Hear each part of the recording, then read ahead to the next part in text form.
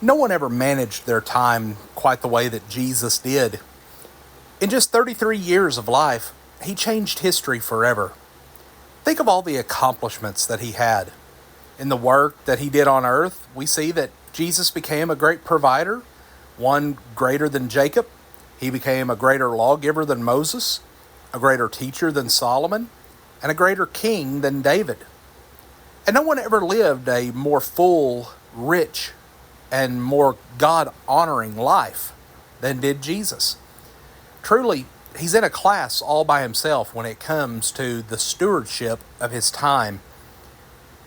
And when we stop and we think about the time that we are allotted in this life, we need to stop and ask ourselves, how are we using our time? Are we using it wisely?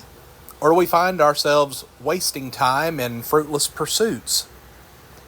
I think we all would be much better and more effective in our Christian lives if we would simply pause and reflect upon the way that Jesus used his time and try to emulate some of that.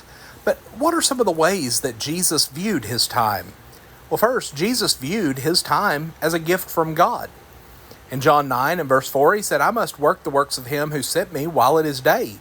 Night is coming when no one can work." You see, Jesus was determined not to squander the time that God had given to him. The clock was ticking, and he knew that the cross was coming very soon. Jesus deeply understood that time is a gift from God. And if such is the case, think about how it must sound in God's ears to hear us complain that we don't have enough time. Paul wrote in Philippians 4:19, "My God shall richly supply all of your needs." While there will never be enough time to do all that we want to do, by faith, we can believe that God gives us the time to do what we need to do. Solomon said in Ecclesiastes 3 and verse 1, "To everything there is a season, a time for every purpose under heaven." We would be better stewards of our time if we simply would stop and look at each day as a gift from God. Second, we see that Jesus used his time wisely.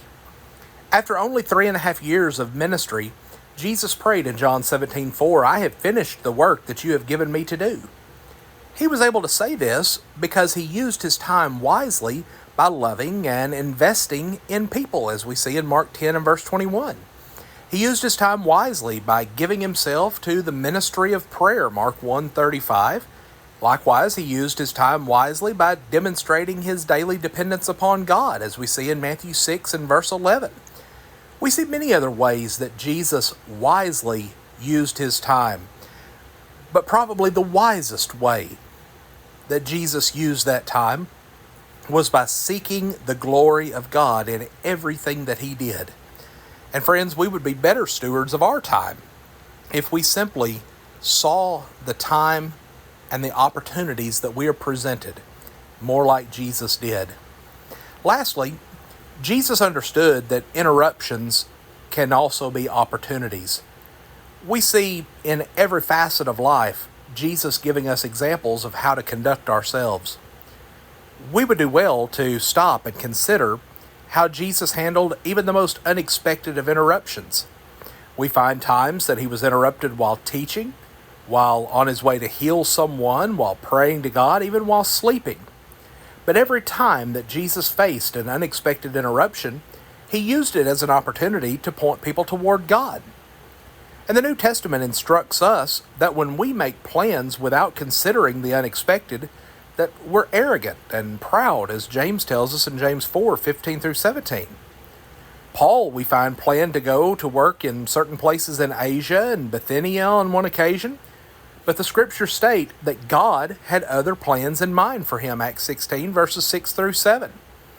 But friends, we would be much better stewards of time if we would stop and remember the possibility that there could be inconveniences, there could be interruptions, there could be changes in our plans, but those can be used in a way that will benefit us and will benefit others and will benefit the cause of Christ. Friends, time can be spent, it can be wasted, or it can be invested wisely to the glory of God.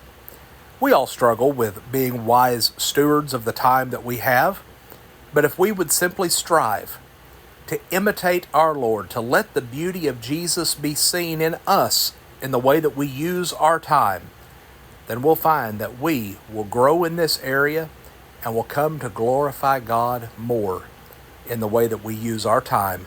Friends, we thank you for joining us for our program today, and have a blessed day.